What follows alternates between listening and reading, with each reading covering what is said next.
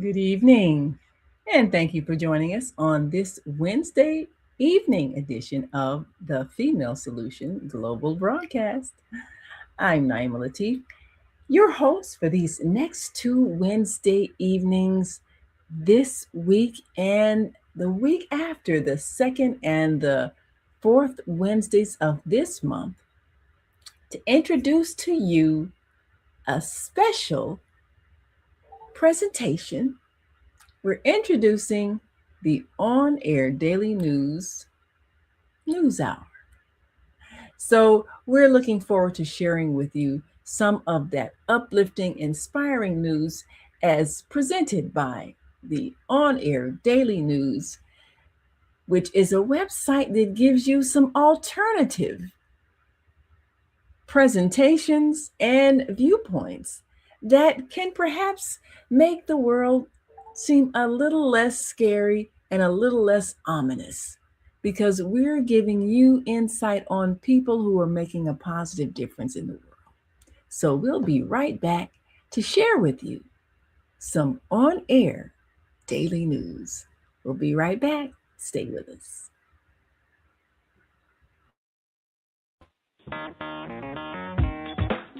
Women have the power to transform this world. We can end crime and violence if we all agree to do one thing: share. Let's share our wisdom, share our time, share our talents, share our finances, but most of all, let's share our love. This is the Female Solution. Yes, this is the female solution, and the females have the solution, which we hope to share with the males, which is basically, as we said, if we just share, if we just learn how to get along, and if we just make things fair for everyone. Well, this week has been a momentous time, this week and last week, a momentous time in commemorating the life of one among us who has had a global impact.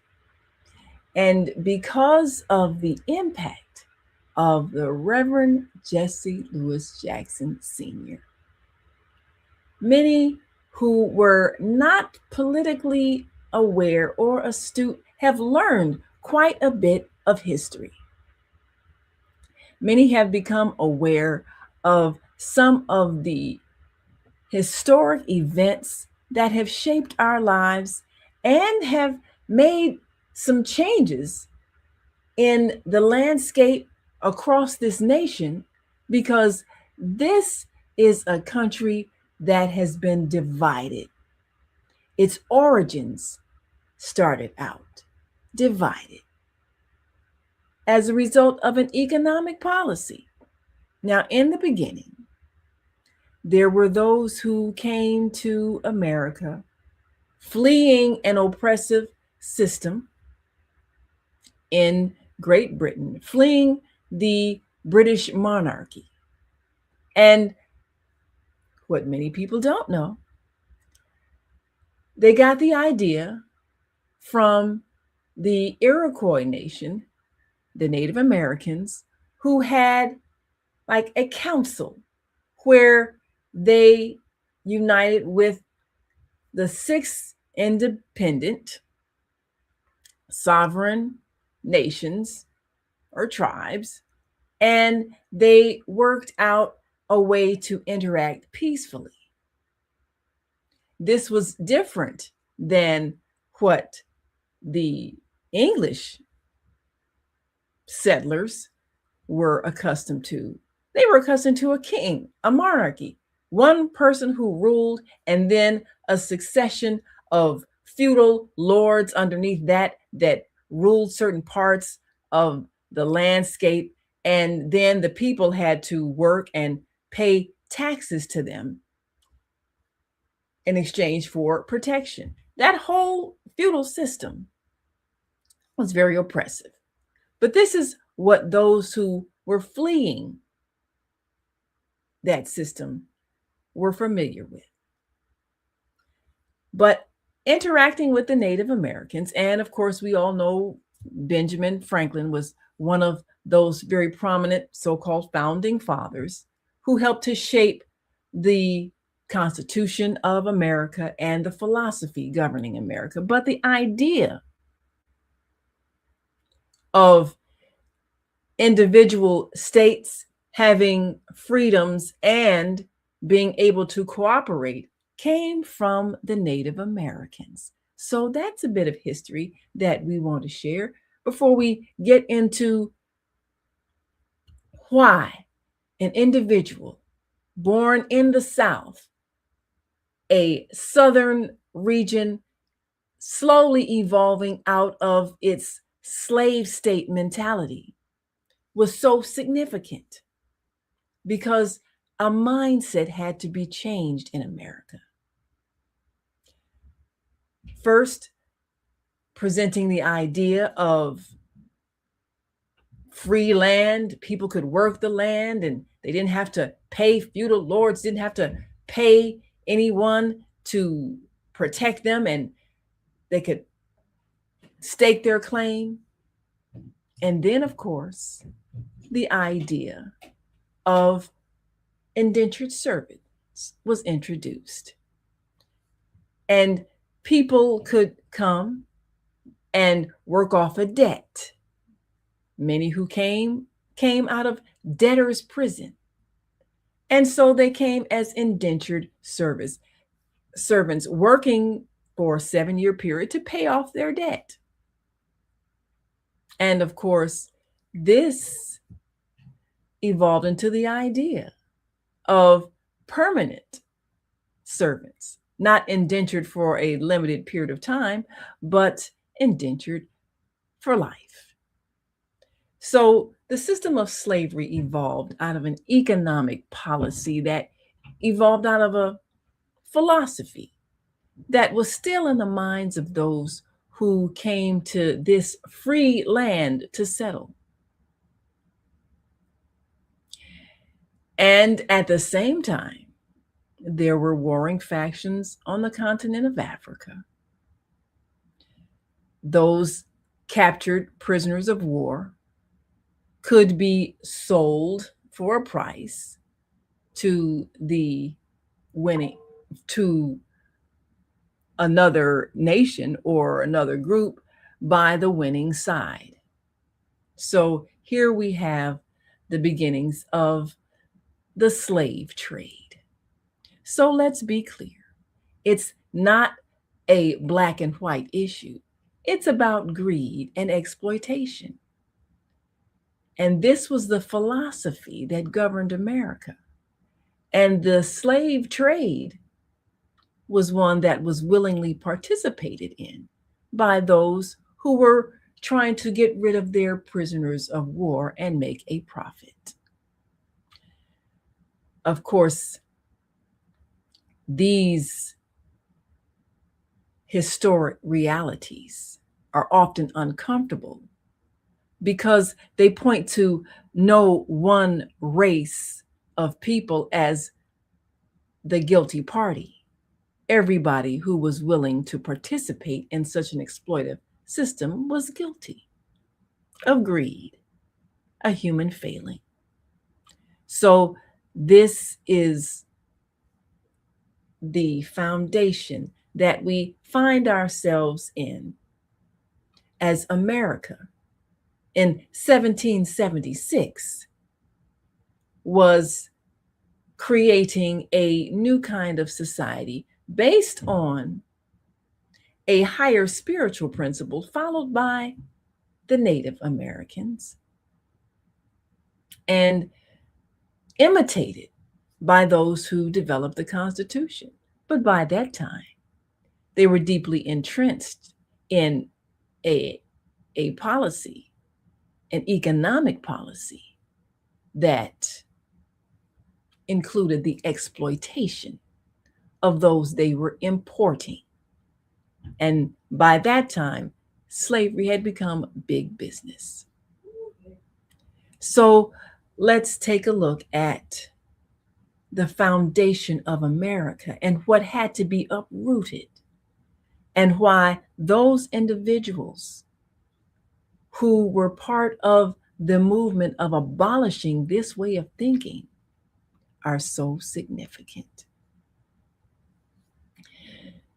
So we talked about the protest movements.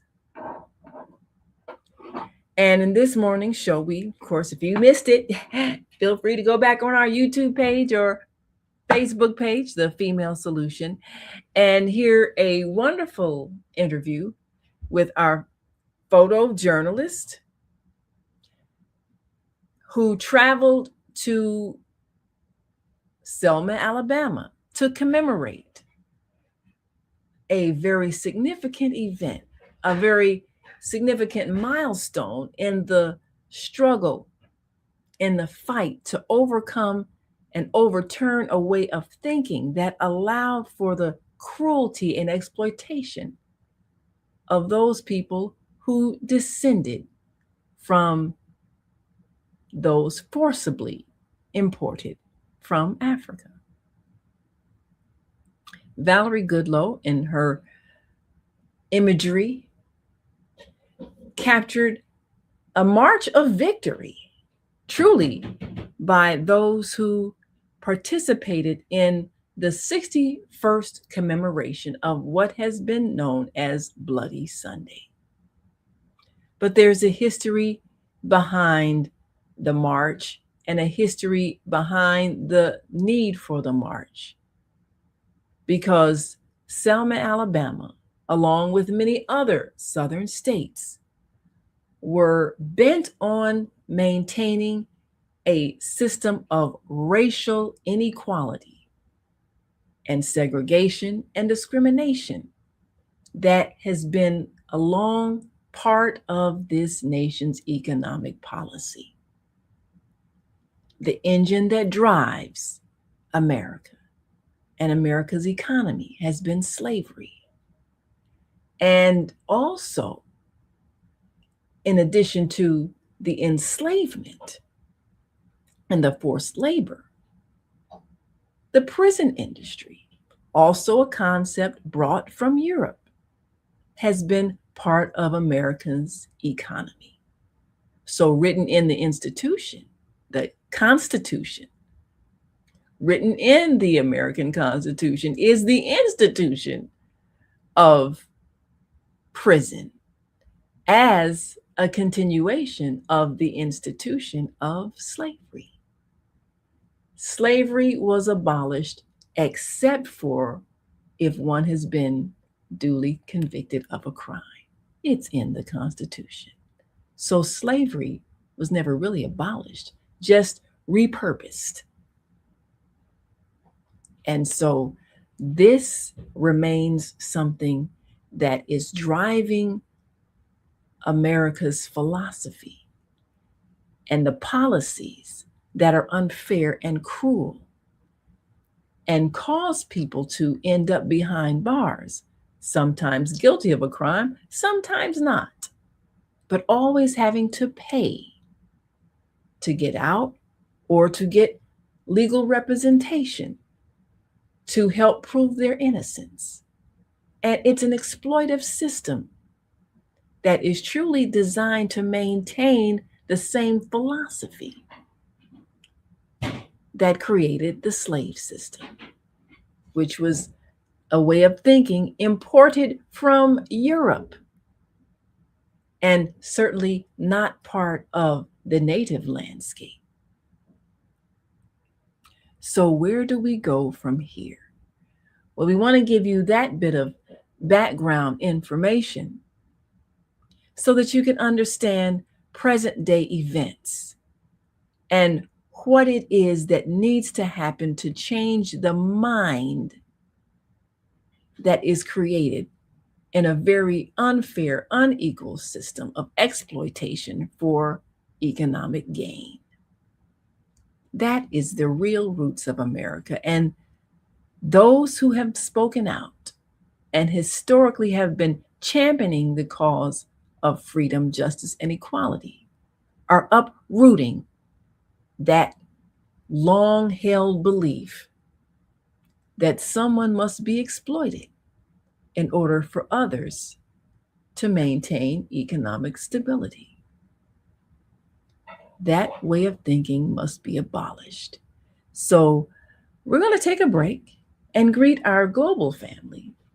And when we come back, we'll talk about the commemoration of a life well lived of one among us who has been fighting for America to become the truly liberated place that represents freedom, justice, and equality for all, for real. What did it take to make the changes happen so that we could see a new society? We'll talk about that and how Reverend Jesse Jackson's influence on the nation and the world was seen through the eyes of his children. We'll be right back after this quick break, so stay with us. We are global transformers, changing the world from the way it is to the way it should be. We are one. Wherever we live on this earth, we are one human family. On behalf of our team of radio hosts, I'd like to extend a greeting to all the members of our family, whenever and wherever you may be listening around the world. To our family in China, Ni Hao. In India, Namaste. In Japan, Konnichiwa. In Korea, Annyeonghaseyo. In Russia, Здравствуйте. In Germany, Guten Tag. In Poland, Dzień dobry. In France, Bonjour. In Spain, Hola. In Italy, Ciao. In Egypt, Ahlan wa sahlan. In Ghana, Akwaba. In Nigeria, Peleo. In South Africa, Sawubona. In Senegal, Nangadef. In Kenya, Jambo. In Israel, Shalom. In Pakistan, Afghanistan, Palestine, and Saudi Arabia, Assalamu alaikum. Greetings, and may peace be upon you all. Join us live on the on-air radio network called 727-731-5192. We want to talk to you.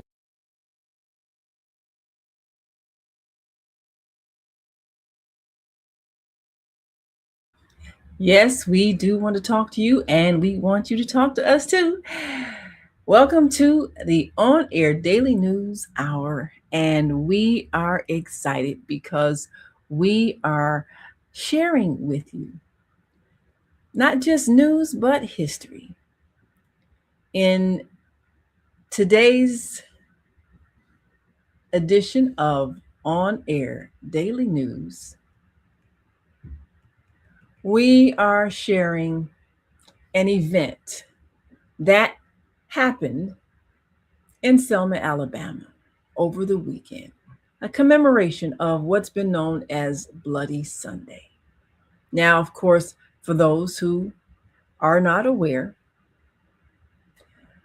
the fight to end segregation was not peaceful, even though the marches, the sit-ins, and the pray-ins, and all of those activities of protests were guided by the philosophy introduced by Mahatma Gandhi, who greatly influenced Reverend Dr. Martin Luther King Jr. Now, all of this is history that's been recited over and over again, but not for this present day generation. Many of them don't make the connection. So the tactic of nonviolent protest was used by Dr. Martin Luther King Jr. as a way to confront those who were violent and cruel in their resistance to integration. In other words, letting people who were of African descent and darker than their European counterparts do something as simple as go to the same school, drink from the same water fountain, ride on the front of a bus, just ridiculous things. The ridiculosity of the system of segregation was such that it made absolutely no sense, but it was designed to psychologically damage those who were forced to accept treatment that was insulting, as if to reinforce the idea of you're nobody, you're lesser than, you're inferior. So this was the kind of psychological warfare happening. And it is, you can't just say it's something that came out of Europe, because globally, human beings create hierarchies that are cruel and unjust and unfair and emotionally damaging. But this was the law in the southern parts of the United States. And so when a group of 600 protesters walked across the Edmund Pettus Bridge in Selma, Alabama, as a peaceful demonstration protesting segregation, they were met with state troops ordered by the then governor, George Wallace, to beat them back and force them back across that bridge. And they were beaten mercilessly until they were bloody and broken bones and had to have stitches and just hospital care. They were beaten severely. And so this march was commemorated, known as Bloody Sunday. That Sunday in March in 1965, when peaceful protesters were beaten so bloody. And one man, Congressman, eventually he came to be, John Lewis, was one of those who was beaten. And he rose, of course, to become a congressman. And there's talk of renaming that bridge after him. But he was one of those courageous marchers who faced those violent state troopers. And so every year, this march across the bridge is commemorated with a march across the bridge. And of course, now there are no state troopers, but the significance of this march is that it galvanized the nation behind the freedom movement, behind the movement to end segregation and racial injustice. And people came in busloads from across the country to Selma, Alabama. And they had another march, and those marchers were not attacked. And there were whites joining the blacks, and the young joining the old. And this was one of those moments that turned the tide in the civil rights movement, because people were so outraged at the cruelty. And so this weekend, the youngest son of Reverend Jesse Jackson, Yusuf Jackson, shown here leading the march. Of course, his father would have been among those leaders of that commemorative march, as he had been in the past years. And so this was very much symbolically passing the torch to this present generation to create a new society in which there is no racial hatred and injustice and fear of violence. And on our homepage of the On Air Daily News, of course, we are giving that history for those who may not have been alive. And there were many who joined this march, and 2 busloads came from Chicago, Minneapolis. A group from Minneapolis joined and met in Chicago to take that bus ride. And we had an opportunity to get a first-hand view from photojournalist Valerie Goodlow, who covered this event and the march across the Edmund Pettus Bridge. And as you can see from these photos, that there are some who are elderly making that march, some that have been around since the 60s and are still making a statement that they are still fighting for justice. So we want to take a look at the power of our voices to stand up and be heard. And this is a critical thing because many of our children are not learning history. They're not learning politics. They're not learning economics. They're not learning the origins of this country in order to understand what needs to be changed. Because right now, what needs to be changed is an economic system based on exploitation. That is what we have. So we want to share with you some of the tributes given to Reverend Jesse Jackson by his children who realized what they learned from his life in fighting injustice and changing America to reflect its supposed real purpose, which was to create a society in which all people are equal.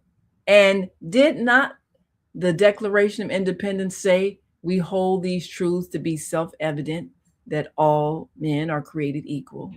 Well, of course, we know that men needs to be expanded in definition to include human, which means male and female. And if we say we're all created equal, then that means there can be no enslavement of one group of people who happen to be geographically from another place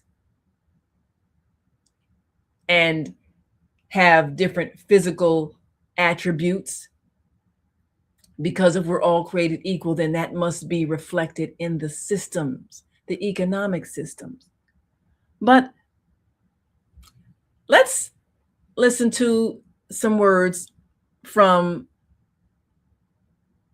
Jonathan Jackson, who is now a U.S. congressman, as he looks back on his transformation in understanding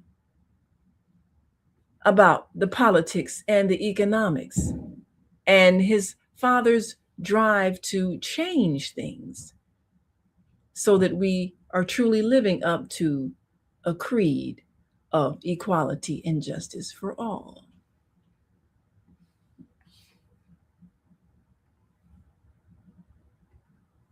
I didn't understand economic exclusion and the fight for economic inclusion.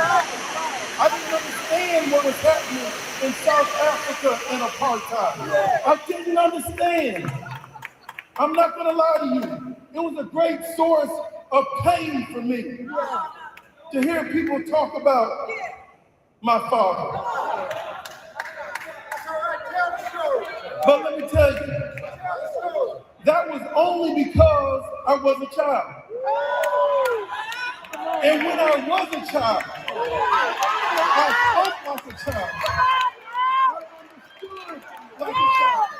And I thought like a child. But when I became a man, I put those childish things away.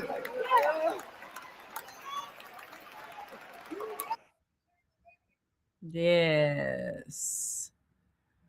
Well, that is what our children must do today. Many who don't understand economics, politics, and how it all intertwines to create the conditions that many are suffering under. As they become adults, it's time they understood. Well, we're going to take a quick break, and when we come back, we'll share more insights from the children of Reverend Jesse L. Jackson Sr. during his phenomenal homegoing celebrations that brought 3 presidents to Chicago, Stevie Wonder to perform, and many others from across the world, from the continent of Africa and other places around the world where Reverend Jackson has had an impact. They came to pay tribute. But we want to hear from his children, those who are carrying the legacy and giving us insight on what it meant to be growing up in a household with a world leader that changed the world. We'll be right back after this quick break, so we want you to stay with us.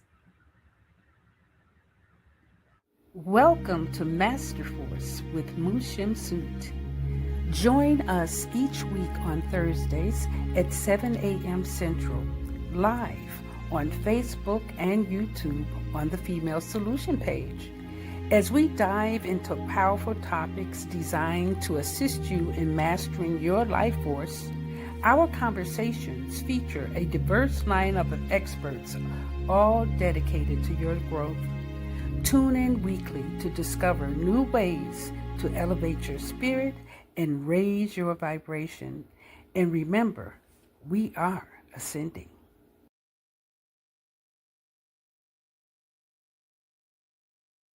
Yes, we are ascending. I'm Naima Latif, and you are watching the On Air Daily News Hour. And we are excited to bring you this second and fourth Wednesday evening daily news from the On Air Daily News website. And we have been giving insight about this very powerful homegoing celebration that Reverend Jesse Jackson had. And it was phenomenal. Those who participated and those who were affected by his life, because in fact, he was responsible for reversing much of the slavery time based attitudes and laws so that America could truly live up to its creed. So now we're going to hear from his firstborn son, secondborn child, Jesse Jackson Jr., his namesake. Definitely one whose intense life has been a learning experience as well as an opportunity. And the former congressman and current candidate for Congress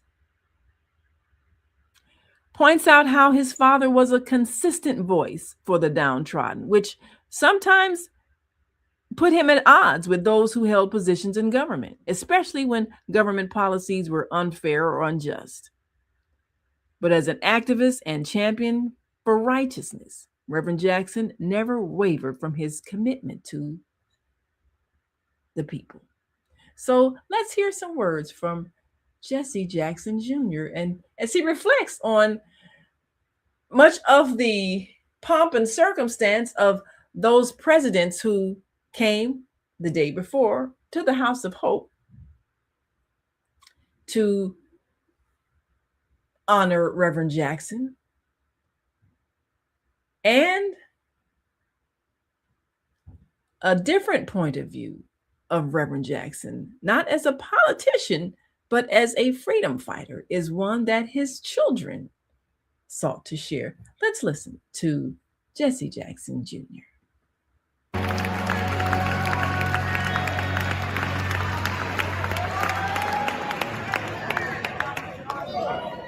Yesterday,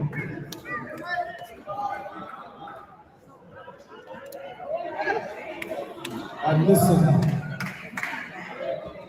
for several hours, 3 United States presidents who do not know Jesse Jackson.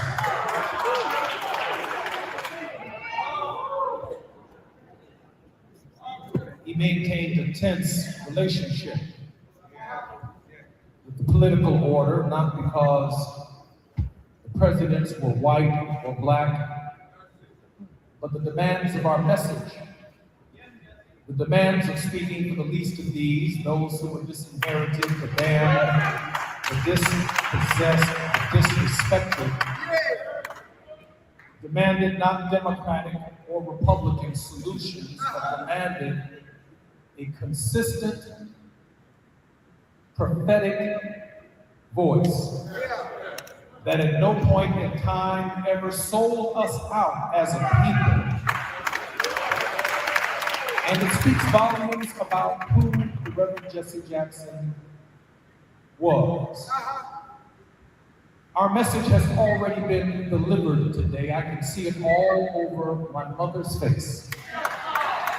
Rise, Jesse, rise. Give Jonathan Jackson another great round of applause for delivering our family message to the world. Let's hear it for the Congressman.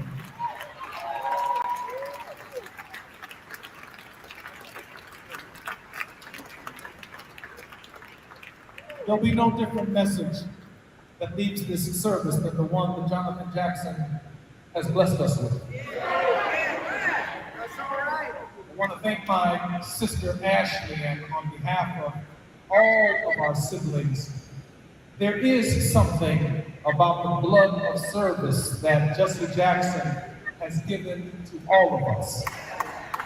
Ashley is an extraordinary individual, a very, very talented young lady, and I am so grateful, we're all so grateful to call her our sister. Thank you.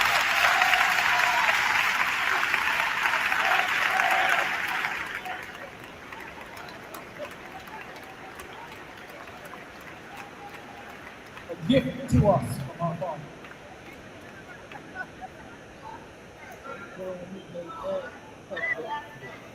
My sister Santita,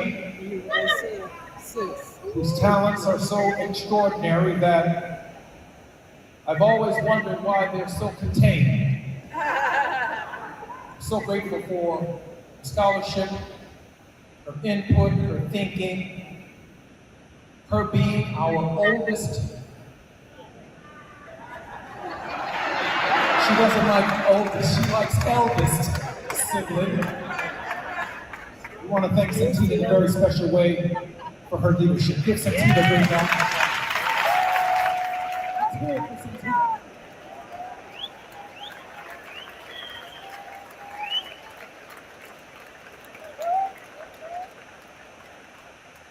And if we can listen once again to 4 presidents yesterday, 3 of whom happened to be U.S. presidents who did not know my father, we can certainly listen to Jacqueline Jackson. We can listen to Jacqueline Jackson, who cared for my father. Give her the round of applause that she deserves.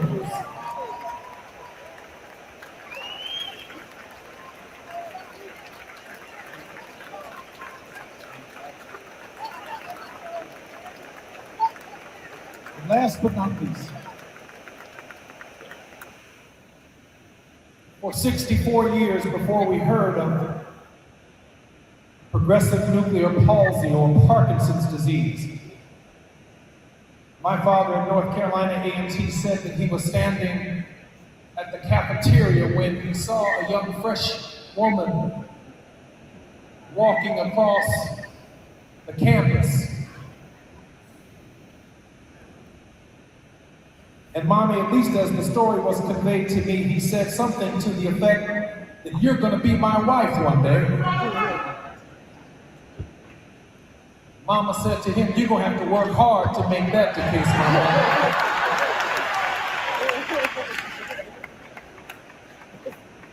For 64 years, with a particular emphasis since Reverend's diagnosis of initially Parkinson's disease, but a further diagnosis that revealed pseudonuclear palsy. Whether the weather was rain or whether the weather was cold, whether things were going well or things were not going well. The mountaintops that marriages reach, as well as the valley that they reach, Jacqueline Jackson has been the enduring force in the ministry of the Reverend Jesse Jackson, and she lent him to the world. Give Mrs. Jackson the honor that she deserves. Yes, absolutely. Deserving of the honor. And this is definitely a time to reflect. We are seeing that Reverend Jesse Jackson's children are able to see clearly and set the record straight on so many historic points. Now, as you can see, the On Air Daily News, you can reach it at onair.dailynews.com for those insights. And we're going to bring you another tribute from another sibling, because the children are the best reflection of the real purpose and the real teaching of Reverend Jesse Jackson. Going to share with you, first of all, a little bit of the musical tribute from his sister, Santita Jackson. I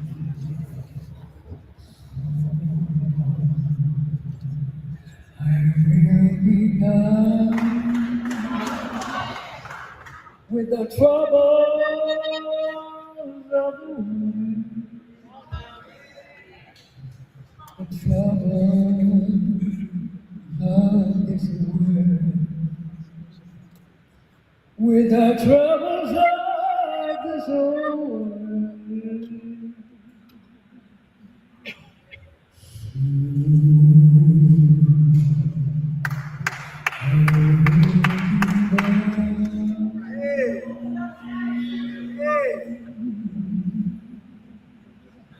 With the troubles of this world,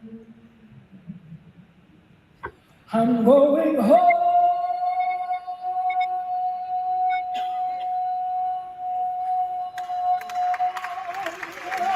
to live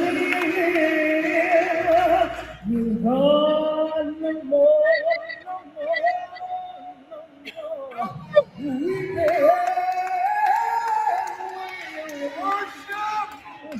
no more,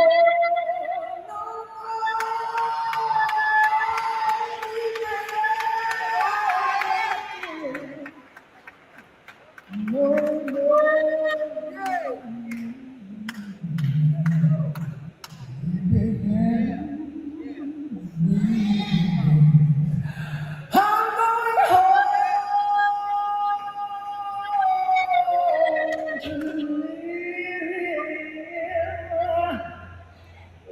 Yes.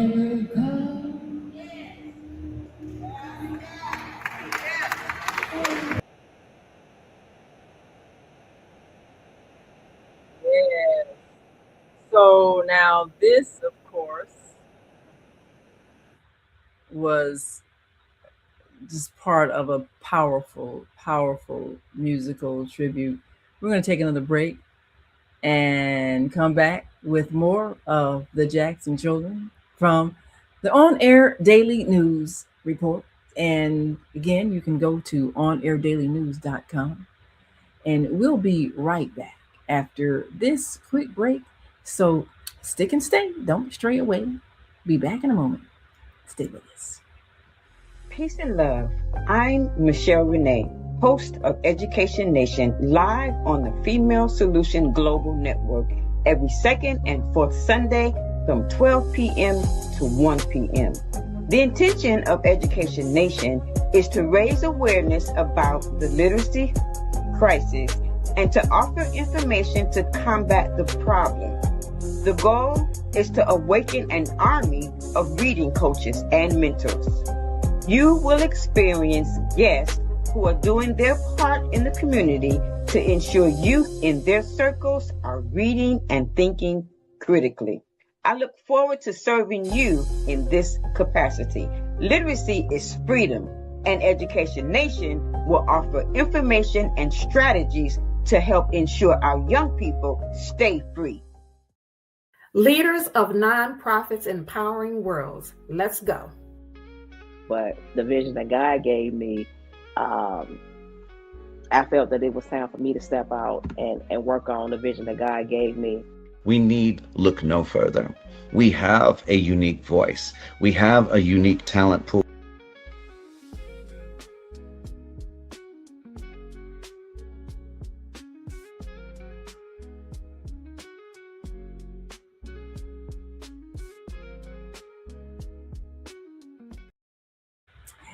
And we are back. You are watching the Female Solution Global broadcast. And on tonight, the second and fourth Wednesdays this month, we're introducing the on-air daily news hour. So we can give you the insight from the on-air daily news website that gives you such empowering, inspiring information.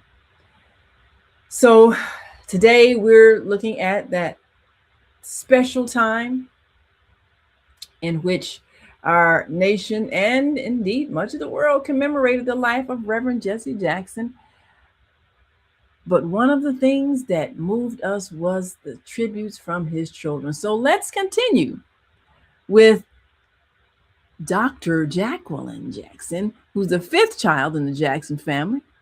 And Dr. Jacqueline Jackson gave the audience a special insight as a caretaker for her father and one who shared much of his private time away from the crowds. She expressed gratitude for those dedicated caregivers who helped him manage the very challenging progression of his physical illness. Let's hear some of her work.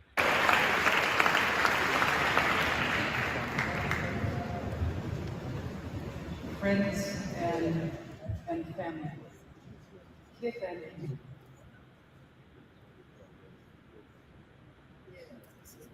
I'm grateful for your warm embrace. As our family, we kneel to you and express endless gratitude for your incredibly warm and needed outreach. Thank you. And we're so fortunate to celebrate one so deserving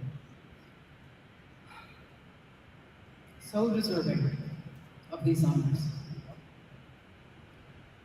I pray for your patience as I prepare to extend my arm. I am so grateful to my mom, Mrs. Jacqueline Jackson, for whom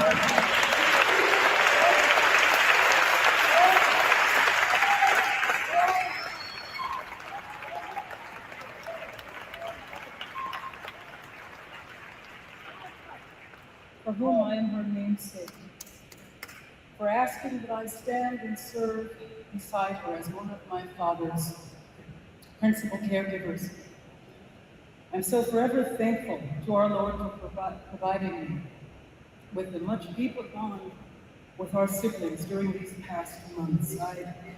I'd also like to take the time to thank what amounts to legions of friends and taxis and Uber rides to and from hospitals. I cannot express really the enormity of my gratitude for the round-the-clock security and our team of medical attendants whose numbers over the years have truly been quite massive, extending not only across this incredibly precious city,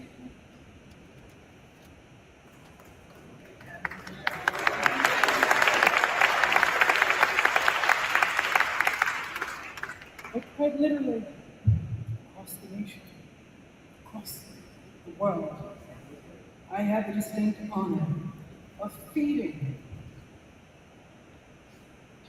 our Father and providing for several of the prescribed home therapies.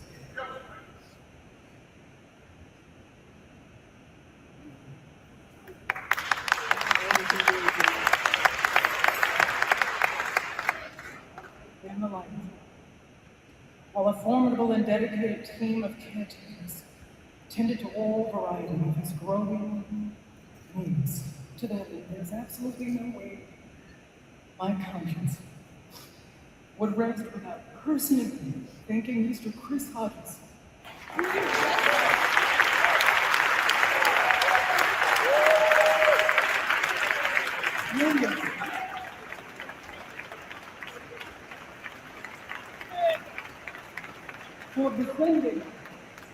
For befriending our dad's journey with unbelievable care, steadfastness, and loyalty only comparable to the implacable Shelley Davis.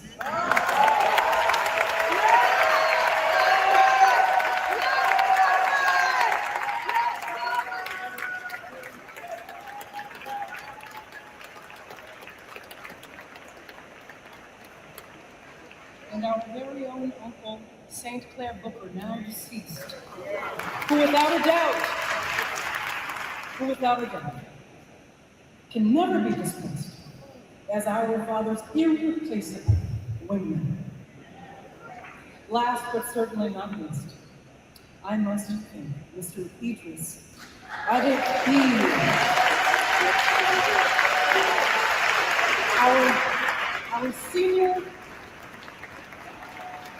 our senior caregiver.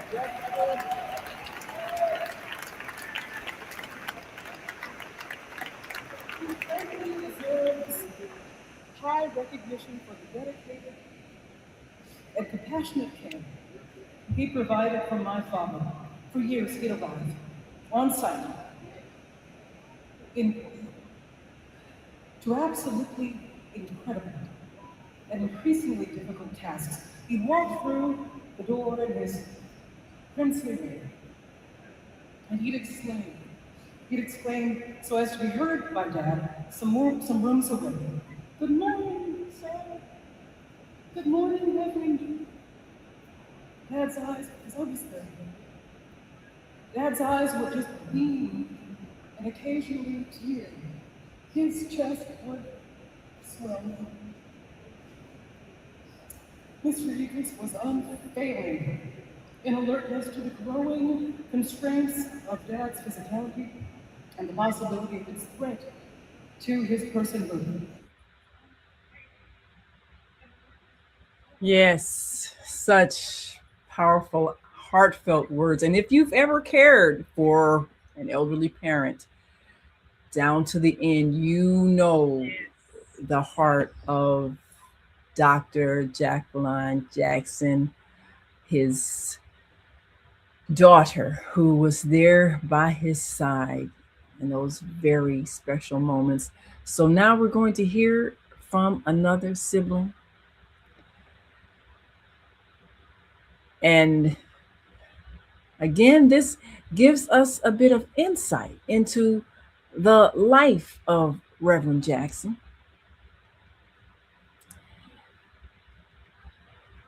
Ashley Jackson. And Ashley is the youngest of Reverend Jackson's children. Ashley recalled the personal history lesson given to her by her father when he took her on a trip to the home he grew up in, the tiny house in South Carolina, so she could see his very humble beginnings and recognize the experiences that motivated him to dedicate his life to fighting to end poverty, segregation, discrimination, and injustice. Much of the younger generation doesn't quite get it because they weren't alive during those times.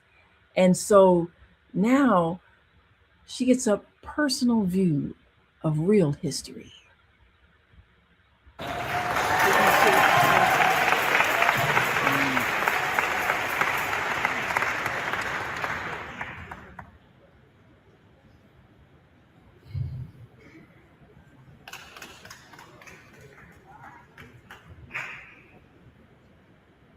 Years before I was born, at the 1988 Democratic National Convention, my beloved father stood before the country and said, "They see me running for the White House, but they don't see the house I'm running from." When I was 15 years old, he took me to that house. We called it a daddy-daughter road trip through the American South, which in our case included the Honorable Reverend Clay Evans and a small caravan of Rainbow Push staff. Intimate. We drove through Montgomery and Selma, through Georgia, and ended in Greenville, South Carolina, where he was born. He walked me down the streets that raised him, showed me his high school, the neighborhoods that formed him, and then stopped in front of the quaint property on Haney Street. He brought me to the front window of the room where my grandmother gave birth to him and said, "This is where I come from." At 15, I nodded with teenage understanding, but now nearly 12 years later, I recognize that he wasn't simply showing me a house. He was teaching me something about beginnings, that even when they are shadowed, they still hold light. That the distance between where you start and where you stand is sacred ground, and that what you build in that distance becomes your character. He used to say that we may not all be famous, but we can all be great.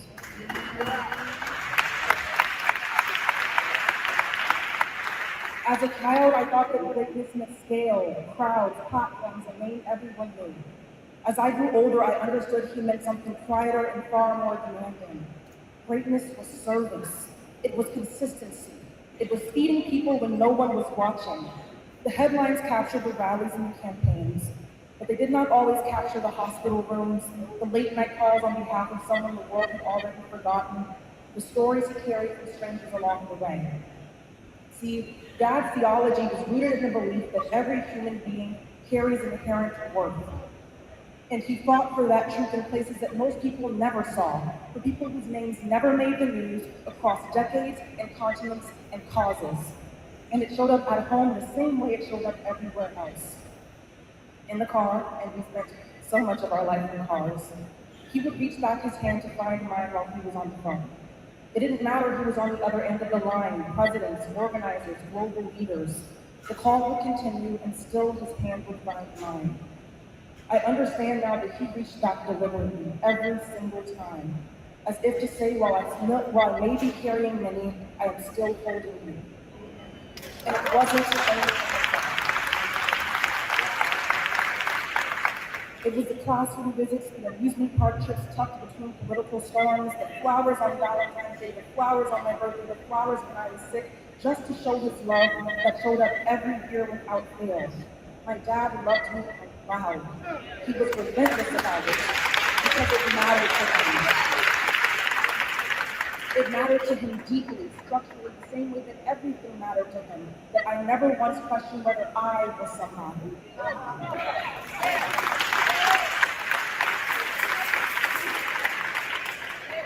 Now I understand that those were seeds. My father was always in the business of future-proofing, preparing people and possibilities for a future already on its way.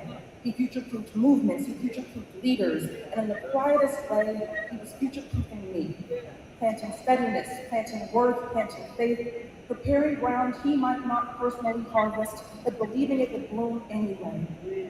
So today I am not standing here as a historian of his movement.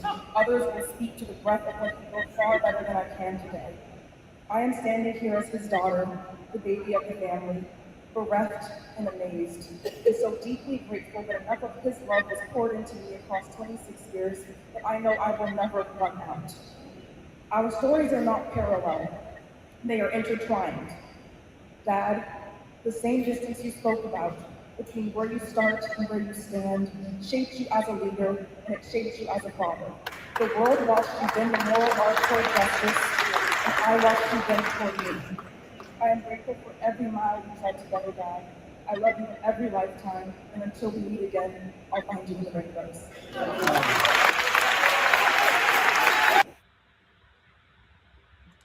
Powerful, powerful words. 26 years old. So certainly the Gen Zers are seeing the Reverend Jesse Jackson's life in a different lens.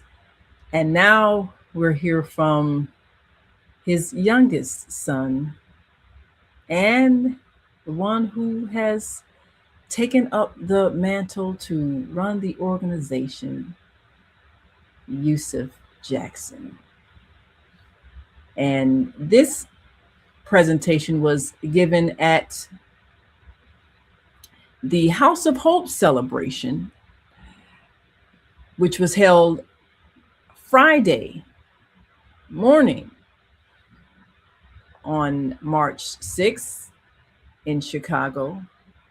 And here are the words of Yusuf Jackson, youngest son and fourth child among the Jackson siblings. Yusuf has taken on the daunting task of continuing the work of his father as president and CEO of the Rainbow Push Coalition, using his business management expertise to maintain the organization his father founded. He pointed out that Reverend Jackson's work was first and foremost driven by his faith and the spiritual principles he followed. He carried a well-read Bible, not as a symbol, but as a guide. He lived a revolutionary Christian faith rooted in justice, nonviolence, and the moral righteousness of standing with the least of these. He practiced that faith, sometimes on his knees, but more often on his feet, on picket lines in jails, at makeshift hospitals and parks in New York City, comforting AIDS patients.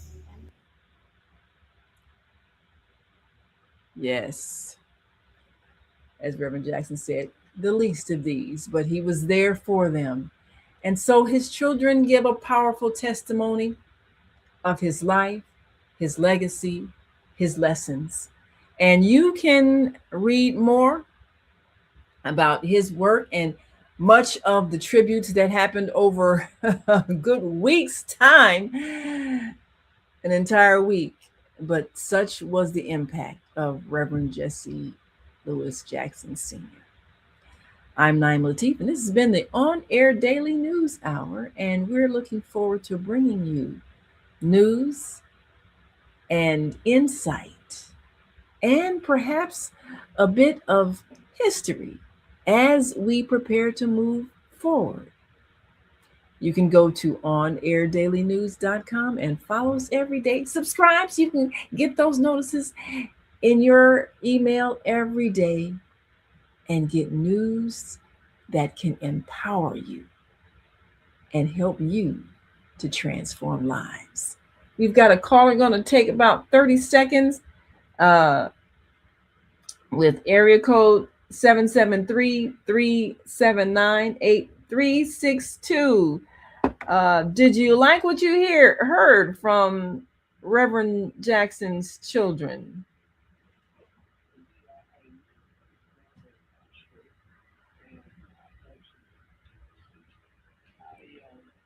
Yes.